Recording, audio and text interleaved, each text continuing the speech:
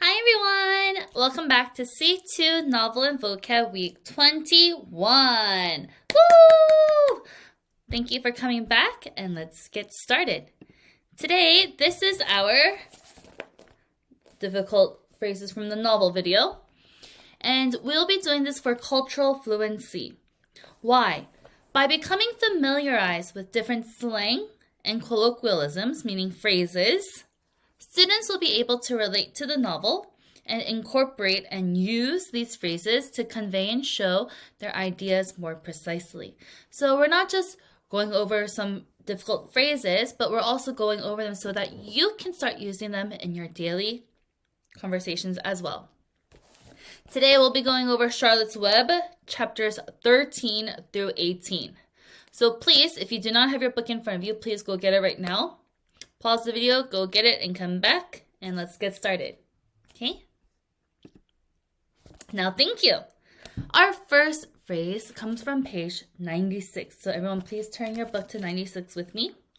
I will also go. 96 is chapter 13. So now we had some good progress, as what the title says, and she is writing the word terrific. Who is she? Yes, Charlotte. So now they're like, wow, this is terrific. This is awesome. We're going to go to the blank blank, which is what we have in yellow up here. So let's read. Let's read at this paragraph here.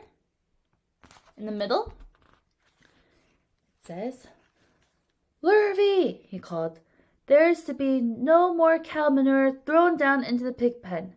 I have a terrific pig. I want that pig to have a clean, bright straw every day in his bedding. Understand?" "Yes, sir," said Lurvy. "Furthermore," said Mr. Zuckerman, "I want you to start building a crate for Wilbur. I've decided to take the pig to the county fair on September 6th. Make the crate large and painted green with gold letters." "What will the letters say?" said Lurvy. "They should say Zuckerman's famous pig." So, here, what is a county fair? Anyone? I don't believe that there are county fairs in Korea. But first, let me show you a picture. This is an example of a county fair. Okay? This is actually an example of a county fair where I used to live. A county fair is a lively community event that everyone looks forward to. So picture a large fairground like this, filled with colorful carnival rides that spin and soar through the air, creating an atmosphere of pure joy. Exciting games, and also it offers chances to win prizes like tossing rings or aiming at some type of target. One of the best parts is the diverse and delicious food options. From cotton candy and popcorn and candied apples, which was also mentioned in our book, which is apples that are covered in caramel. The fair also features animal exhibits, as we have known in our story so far, where you can get close up to animals and see different types of, pigs, sheep, cows even. And there's a lot of different things that are happening at the county fair. So it's basically just a really fun celebration with rides like the Ferris wheel that's also mentioned in our novel, games, food, animals, and other entertaining shows. So it's just something that brings the community together. And it's called a county fair because in America there are different counties in a state. So I used to live in a place called Howard County. So it's the county fair. So another county would have their own fair too. Okay? So it's just a fun time to hang out with friends. And here they're taking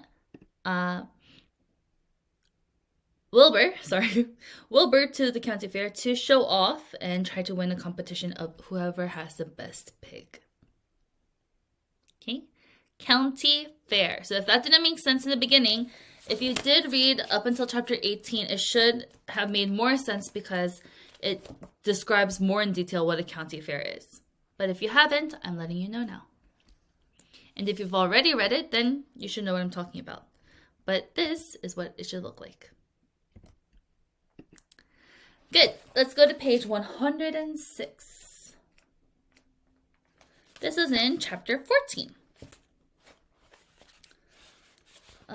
So what's happening here, to give you some background setting of where the quote comes from, Fern is talking to her mom about how Charlotte had told Wilbur about the stories of her cousins. Remember the two cousins?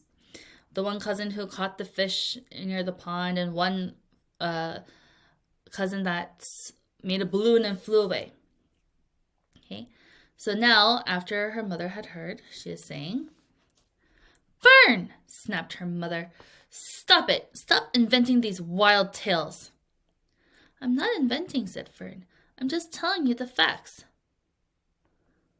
So here, snapped. Which is like, Fern! Is that what happened? Did she snap her fingers? No, she didn't snap her fingers. What does snap here mean? Snap here means that her mom's really mad. It's to describe her mom's tone, and in this context, snap suggests that Fern's mother spoke abruptly and sharply, conveying impatience and irritation like this here. It denotes a quick and somewhat harsh manner of speaking and showing a lot of frustration. So she was very frustrated that she kept talking about the animals talking. So when Fern's mother exclaims, Fern! It means that her mother addressed her with a sudden and sharp tone, showing annoyance and displeasure. So here, it's not really snapping your fingers or snapping like breaking a pen. It means snapped as in she got very angry. Snap. So if you have ever had someone maybe snap at you, or maybe you snapped at someone before because you were really angry, but instead of just saying yelled her mother, snapped her mother would be a lot better, which gives us vivid imagery. Okay. Awesome. So I hope you were able to use that in your speaking as well. Here in this top one, as you can see, there is no yellow because I wanted to make it all yellow, but I shouldn't highlight the whole sentence. Please turn with me to page 114. Page 114. I'm going to start at the very top, okay? And the quote is at the bottom of the second paragraph. So let's start. Page 114. "Summer is over and gone," repeated the crickets. "How many nights till frost?" sang the crickets. "Goodbye, summer, goodbye, goodbye." The sheep heard the crickets, and they felt so uneasy they broke a hole in the pasture fence and wandered up into the field across the road. The gander discovered the hole and led his family through, and they walked to the orchard and ate the apples that were lying on the ground. A little maple tree in the swamp heard the cricket's song and turned bright red with anxiety. So this isn't really something that you would use in your daily talk with your friends, but however, I did want to point this out because it had a lot of good imagery, okay? So here, in your homework, there was also a question about the crickets and what their song meant, right? I'm not going to tell you the answer, but if you follow along, I may give hints to the answer. So here, at the very top, the crickets are saying, "Summer is gone and over." So here, when summer is gone and over, a big maple tree also heard the cricket song. They're like, it's summer is over. And they turned bright red with anxiety. So here, bright red with anxiety is showing just that the tree is turning red, like this. So here, the leaf color is reflecting the tree's response to the approaching fall or autumn. Just like how people may feel worried and anxious about changes, the tree too is also mirroring that with this vibrant transformation from turning green to red. And it's also fun here because it says bright red with anxiety. So anxiety meaning nervous. Why would a maple tree feel nervous about the fall coming? Also, when you feel nervous or embarrassed, your face might turn a bit red, right? Because you feel a bit uncomfortable. So here it's also saying that the tree is turning red.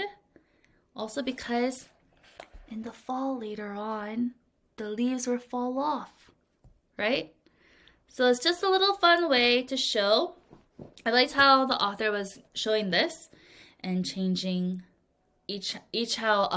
showing how each animal and tree or nature was responding to now summer being over.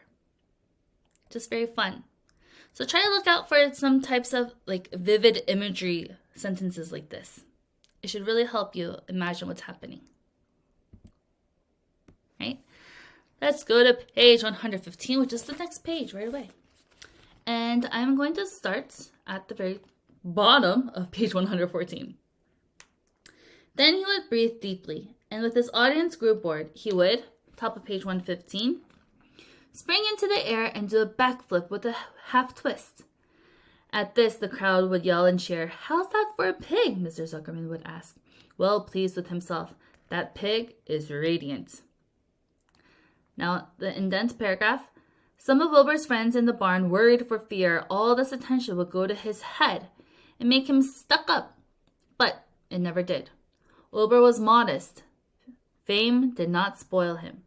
He still worried about the future, as he could hardly believe that the mere spider would be able to save his life. So here, go to his head and spoil him, I think are some terms that you may not know. So go to his head. This phrase means that Wilbur's friends were concerned that too much attention might make him proud or boastful, for a better vocabulary word. So imagine like someone gets a lot of praise and compliments and they start thinking that they're more important than they really are. So they're thinking more about themselves. So it's going to their head. So they were worried that this would happen to him. However, it never did, it's saying. Wilbur was modest and humble. Spoil him. Here, spoil doesn't mean like milk spoiling, it becoming bad tasting and it becoming moldy. Here, spoil means to make someone behave badly because they think they are so special or so important. So Wilbur's friends were worried that he would become too proud due to all the attention.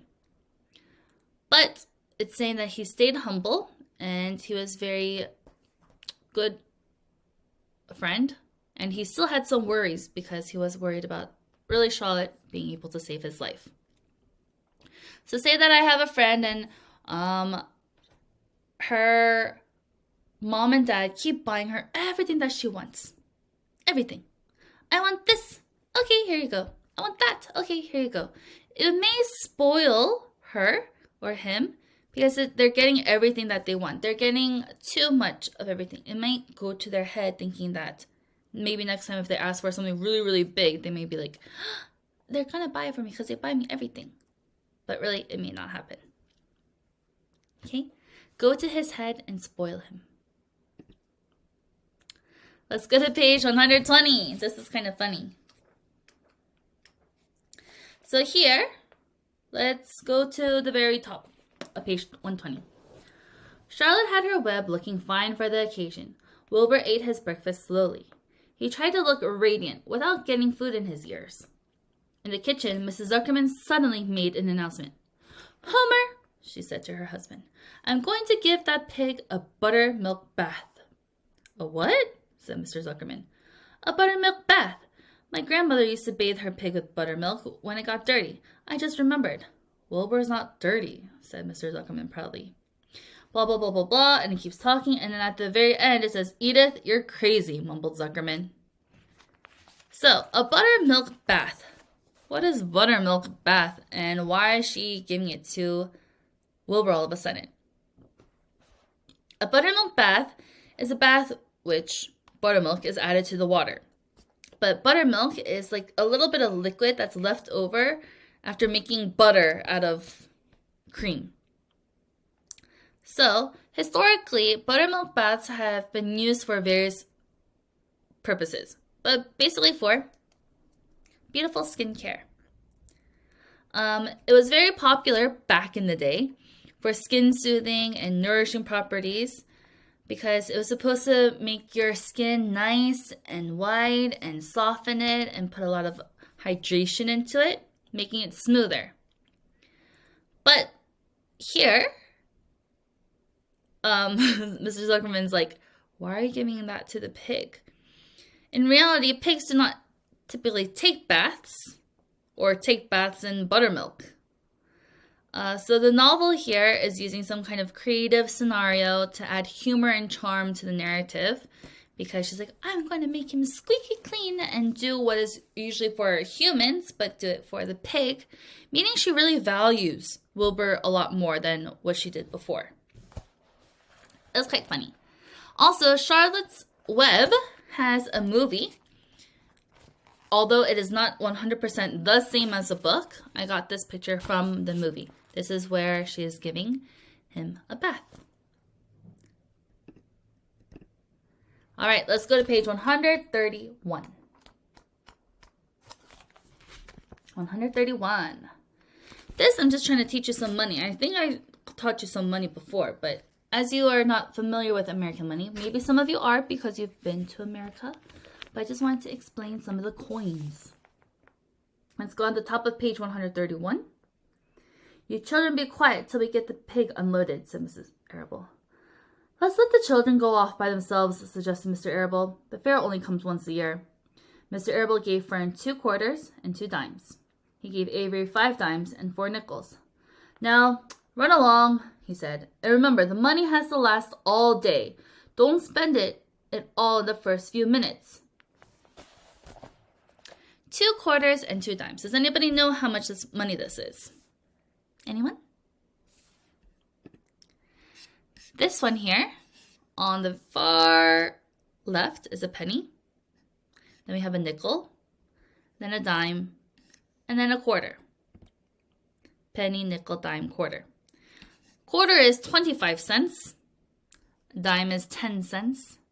A nickel is 5 cents, and a penny is 1 cent. So if we were to make this equal to Korean won, this would be 100 won. Oh, I think I have 100 won in my purse is too far away. 100 won coin.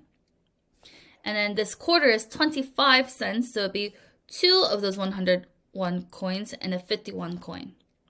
So if you were to see here, he only gave her 2 quarters, that's 50 cents, and 2 dimes, that's 70 cents. And 5 dimes is 50 cents, and 4 nickels is 20 cents. So he only gave them 70 cents. That means that's only about 700 Korean won. That's very little money. But back then, that was a lot of money, and they could do a lot of things at the county fair.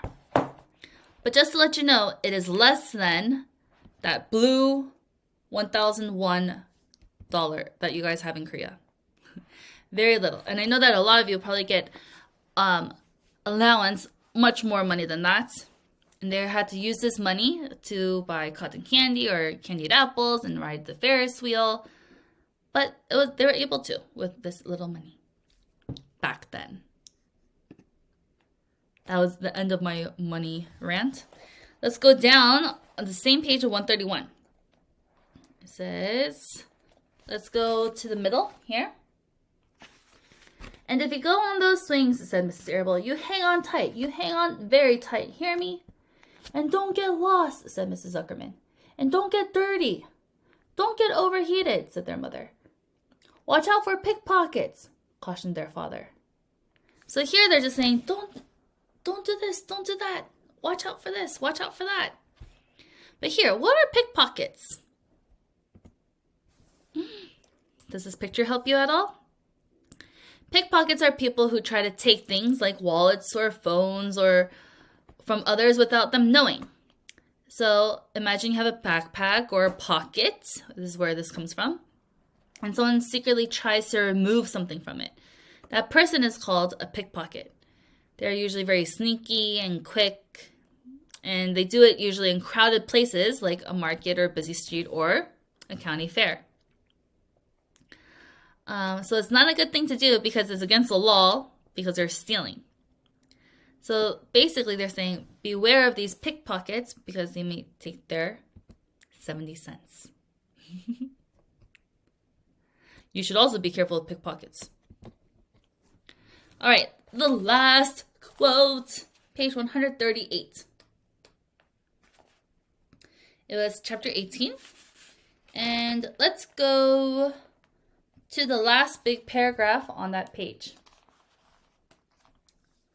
After the heat of the day, the evening came as a welcome relief to all. The Ferris wheel was lighted now. It went round and round in the sky and seemed twice as high as by day. There were lights on the midway, and you could hear the crackle of the gambling machines and the music of the merry-go-round and the voice of the man in the Beano booth calling numbers. Beano booth. This is another word for bingo. Do you guys know the word, or do you guys know the game bingo? A Beano booth is a place where people play a game called Beano.